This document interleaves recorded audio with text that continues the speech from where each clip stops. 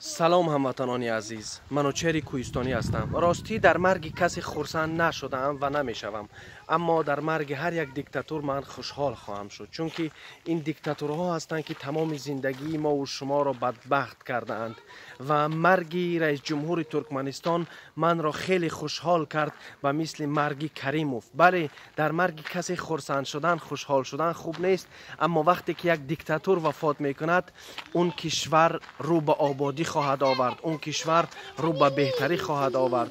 ما و شما امروز در یک جامعه زندگی میکنیم که دیکتاتورها در پیش و بر هستند، اما به روزهای نزدیک در هیچ کشور دیکتاتور نخواهد ماند. عصر 21 عصر آزادی هست، عصر 21 عصر مرگ تمام دیکتاتورهایی که میخواهند که جهان را در تای دست خود بگیرند هست.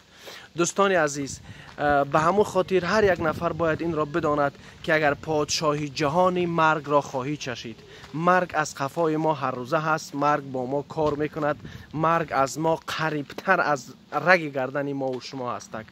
دوستان عزیزی که دیگران را بگیم که طعنه میزنید، بد میگوید، این را خوب بدانید که تابوت خود را شما خود نمیبردارید، چون که انسان وقتی که میمیرد تابوت را نمیتواند ببردارد، چون مرده است و در تابوت خواب است.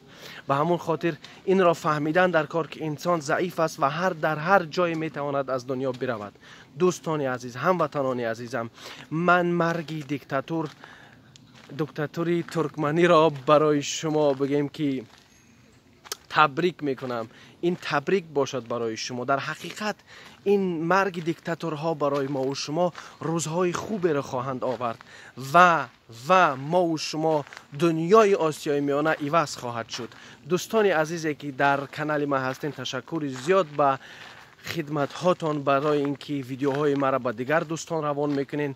من از شما خیلی خوشحال هستم. ان شاء الله که تمام ملت ما یک روزی داشته باشه که روز براش خرسندی باشه. ان شاء الله که ملت ما همیشه خرسند و خوشحال باشه و من خیلی خوشحال هستم که امروز دیکتاتوری ترکمنستان وفات کرده است. زنده باد آزادی. خداحافظ.